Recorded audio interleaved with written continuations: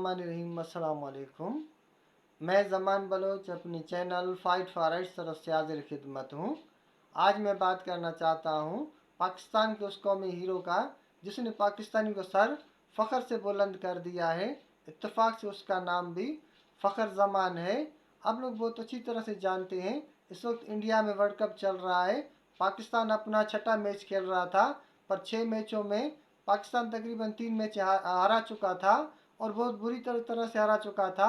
यहाँ तक कि अफगानिस्तान जैसे मुल्क से भी पाकिस्तान हार गया था। उसकी सबसे बड़ी वजह यही है, पाकिस्तान के पास हिटर कोई भी नहीं था, कामयाब बैट्समैन कोई नहीं था जिसका टेक्निक अच्छा हो, जो तेज़ बैटिंग करे, जो वक्त के और हालात के मुताबिक बैटिंग करे। लेकिन इधर उधर देखने के बाद क्रिकेट बोर्ड को समझ में आया कि भाई फ़ख्र ज़मान को शामिल किया जाए। हालांकि अगर वर्ल्ड कप से पहले भी आप फ़ख्र ज़मान की बैटिंग देखें, वो एक बेहतरीन बैट्समैन है, बेहतरीन हिटर है। लेकिन अफसोस के साथ कहना पड़ता है, फ़ख्र ज़मान साहब एक गरीब घराने के हैं, एक मिस्कीन घराने के हैं। मैंने उनके वालिद साहब की वीडियोस देखी हैं।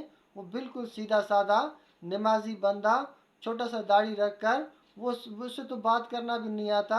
मैंने उनकी वीडियोस देखी, मैंने उनके इंटरव्यूज़ देखे जो उनके वालिद साहब के साथ थे। वो बिल्कुल वो पश्तो में थोड़ी बहुत बोल रहे थे और उनको तो उर्दू बोलना भी नहीं आ रहा था। लेकिन फ़ख्र ज़मान साहब, इससे ज़ाहिर होता है कि वो एक गरीब घराने से हैं, वो एक दरमियाने घराने से हैं। उनके पास किसी भी एमएनए का पर्ची नहीं है, एमपीए का पर्ची नहीं है, वज़ीर आला या गवर्नर का कोई सिफारिश नहीं है, जिसकी वजह से इतने बड़े खिलाड़ी को साइडलाइन किया गया, उनकी बेइज्जती की गई, उनसे पानी और टॉयल वगैरह पहुंचाने का काम लिया गया। इस तरह उसे एक ऐसा से महरूमी देकर कि भाई आपकी टीम में कोई हैसियत नहीं, आप इतने बड़े बैट्समैन नहीं हैं, आप जैसा बैट्समैन का पाकिस्तान को कोई ज़रूरत नहीं है। लेकिन अल्लाह ने इन बदनीयतों को और अल्लाह ने इन सिफारिशी और इन बेकार लोगों को रुस्वा किया और ख्वार किया और ज़ाहिर किया कि ये लोग सिफारिश के बुनियाद पर अपने जुज़ोकारब को नवाज रहे थे, जिसकी वजह से पूरी बैटिंग लाइन फिलाप हुई, पूरी टीम फिलाप हुआ, बॉलिंग लाइन फिलाप हुआ, फील्डिंग बेकार गई, जिसकी वजह से वर्ल्ड कप में पाकिस्तान की कोई हैसियत नहीं रही।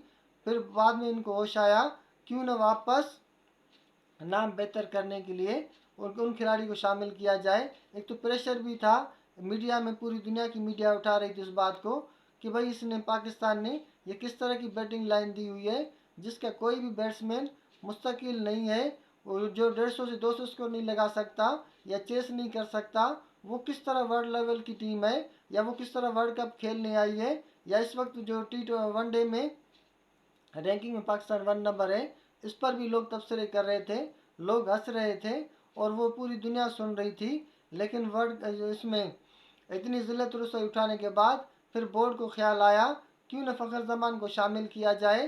फिर फ़ख्र ज़मान को बुलाकर शामिल किया गया। मेरे ख्याल में फ़ख्र ज़मान के साथ भी वही काम होना था जो अब्दुर्रज़ाक के साथ हुआ, जो अज़हर महमूद के साथ हुआ, जो शोएब अख्तर के साथ हुआ, जो वकार यूनिस के साथ हुआ। बड़े अफसोस के साथ कहना पड़ता है, पाकिस्तान में टैलेंट को ज़ाया किया जाता है, पाकिस्तान में टैलेंट के साथ जुल्म किया जाता है, पाकिस्तान के कौमी हीरोज़ को रुस्वा किया जाता है, ख्वार किया जाता है, उन्हें जलील किया जाता है, उन्हें मजबूर किया जाता है कि वो मुल्क के लिए खेलना छोड़ दें या वो मुल्क ही छोड़ दें, मुल्क से चले जाएं, क्योंकि उनके साथ किसी भी महकमे के जो कौमी हीरोज़ हों उनका रवैया ठीक नहीं होता। क्योंकि कौमी हीरोज़ का, अगर वो कौम का और मुल्क का नाम रोशन कर रहे हैं तो उनका भी हक है, उनको इज़्ज़त मिले, उनको शोहरत मिले, उनको सहूलतें मिले, उनको पैसा मिले।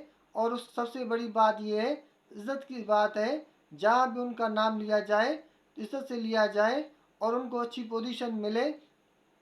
तो मेरे ख्याल में सबसे बड़ी बात ये है। और सबसे बड़ी बात ये है कि 400 स्कोर का जो चेस का रिकॉर्ड है, वो वर्ल्ड कप की तारीख में कभी किसी टीम ने नहीं किया। इससे पहले भी अगर किसी ने किया है तो वो पाकिस्तान क्रिकेट टीम ने किया है और इसी वर्ल्ड कप में किया है। लेकिन अच्छी बात यह है, पाकिस्तान वापस वर्ल्ड कप में आ चुका है। इंशाल्लाह अगला मैच लग रहा है यूँ ही वापस भारत से होगा, जो सेमीफाइनल की सूरत में है।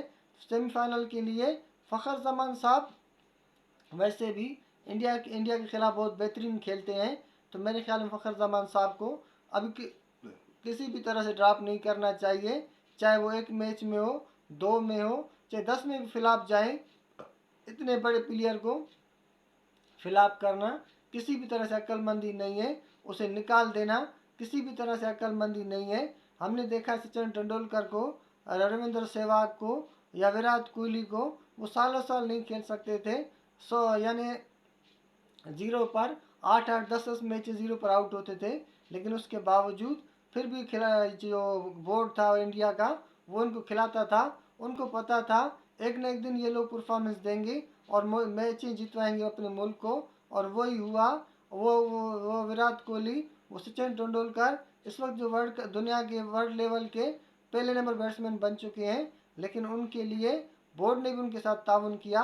पाकिस्तान क्रिकेट बोर्ड को भी चाहिए सिफारिशियों के बजाय जो लोग टैलेंट रखते हैं उन टैलेंट वालों को खिलाया जाए, और फ़खर जमान को मुस्तकिल खिलाया जाए।